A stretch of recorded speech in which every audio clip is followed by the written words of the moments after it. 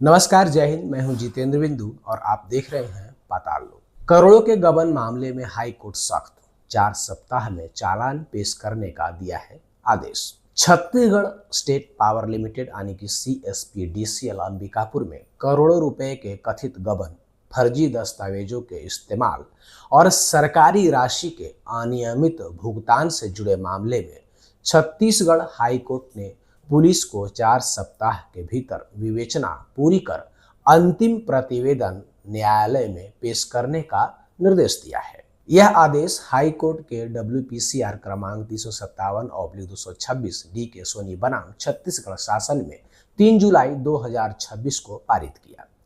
मामले में कोतवाली अंबिकापुर में अपराध क्रमांक 282/2025 के तहत तत्कालीन अधिकारियों एवं ठेकेदारों के विरुद्ध धारा 409, 419, 420, 467, 468 और 471 भारतीय दंड संहिता के तहत अपराध दर्ज किया गया था।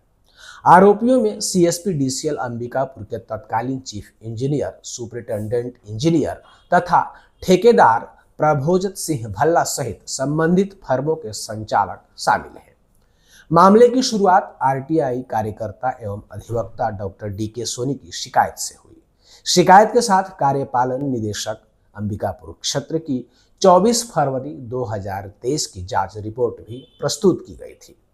जांच में आरोप लगाया गया कि RK एसोसिएट, मैट्रिक्स सर्विसेज और गुरु कृपा ग्रुप ने अधिकारियों की कथित मिलीभगत से EPF, ESIC और कर्मचारियों की उपस्थिति से संबंधित फर्जी एवं कूट रचित दस्तावेज प्रस्तुत कर सरकारी धन का अनुचित भुगतान प्राप्त किया।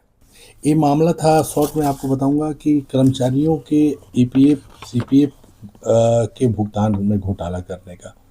जैसे कोई भी ठेकेदार अपने कर्मचारियों को नियुक्त करता है, शासन के द्वारा ठेकेदार को दिया जाता है कि आप इस कार्यालय में इतने कर्मचारी दोगे, कंप्यूटर ऑपरेटर, सहायक, सभी तरह के कर्मचारियों। तो उसमें कर्मचारियों को EPF भी भुगतान किया जाता है और ESIC भी भुगतान किया जाता है, बोनस भी भुगतान किया जाता है। तो जो ठेकेदार था, अधिकारियों के साथ मिली भगत करके फर्जी चालान लगाकर बता दिया कि मैंने भुगतान कर दिया गया और शासन से पूरी राशि निकाल ली गई, जिसकी विधिवत अधिकारियों के द्वारा जांच की गई। जांच में पूरी की पूरी राशि का घोटाला पाया गया।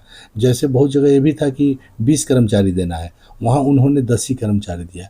इस तरीके का घोटाला इनके द्वारा किया गया और आज भी वो अपने कार्यालय में ड्यूटी कर रहे हैं। पुलिस वाले उनकी कोई भी गिरफ्तारी नहीं कर रहे हैं, जबकि अपराध प्रमाणित है।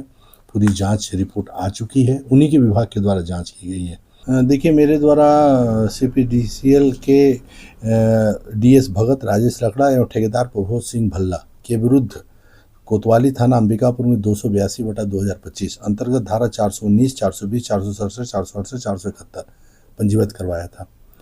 उक्त अपराध पंजीबद्ध होने के बाद अभियुक्त गणों ने माननीय न्यायालय में अग्रिम जमानत लगाया गया। अग्रिम जमानत उनकी निरस्त हो गई, लेकिन कोतवाली थाना अंबिकापुर एवं पुलिस अधिकारियों के द्वारा अभियुक्तों के विरुद्ध कोई कार्रवाई नहीं की जा रही थी, जिसके संबंध में मेरे द्वारा लगातार आवेदन दिया गया, पत्राचार किया गया, उसके बाद भी कोई कार्रवाई नहीं हुई, जिसको लेकर मेरे द्वारा माननीय उच्च न्यायालय में WPCR नंबर 357/2026 प्रस्तुत किया गया, जिसमें माननीय उच्च न्यायालय ने दिनांक 3/7/2026 को आदेश पारित करते हुए अपराध क्रमांक 282/2025 में आवेदन प्रस्तुति आदेश प्राप्त होने के 4 सप्ताह के अंदर अंतिम प्रतिवेदन न्यायालय में प्रस्तुत करने का आदेश दिया गया। जांच रिपोर्ट के अनुसार ठेकेदारों द्वारा कर्मचारियों के वेतन से EPF और ESIC की राशि काटी जाती थी,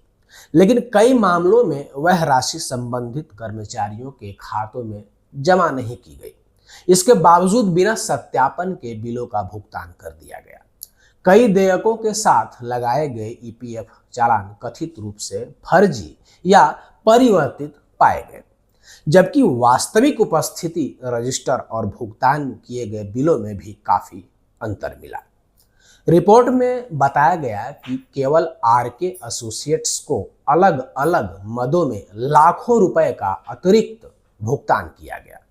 वहीं मैट्रिक्स सर्विसेज को 150 कंप्यूटर ऑपरेटरों के नाम पर किए गए भुगतान में लगभग 1.62 करोड़ की वित्तीय अनियमितता सामने आई। तीनों मामले को मिलाकर कंपनी को करीब 1.82 करोड़ से अधिक की आर्थिक क्षति होने का उल्लेख जांच रिपोर्ट में किया गया है। मुख्य न्यायिक दंडाधिकारी अंबिकापुर ने प्रथम दृष्टया आरोपों को गंभीर मानते हुए धारा 156(3) दंड प्रक्रिया संहिता के तहत एफआईआर दर्ज करने का आदेश दिया था। इसके बाद अपराध दर्ज हुआ और आरोपियों की अग्रिम जमानत याचिकाएं भी निरस्त हो गईं। हालांकि एफआईआर दर्ज होने के 1 वर्ष से अधिक समय बीत जाने के बाद भी न तो किसी आरोपी की गिरफ्तारी हुई और न ही पुलिस ने न्यायालय में चालान प्रस्तुत किया। इसी देरी को चुनौती देते हुए RTI activist doctor DK Soni ने हाई कोर्ट में याचिका दायर की। सुनवाई के बाद हाई कोर्ट ने पुलिस को निर्देश दिया कि मामले की विवेचना शीघ्र पूरी कर 4 सप्ताह के भीतर अंतिम प्रतिवेदन सक्षम न्यायालय में प्रस्तुत किया जाए। यह मामला अब हाई कोर्ट के आदेश के बाद एक बार फिर चर्चा में है और आगे की कार्रवाई पर सभी की नजरें टिकी हुई हैं। अब देखते हैं कि इस संबंध में पुलिस प्रशासन अब आगे क्या कार्रवाई करती है।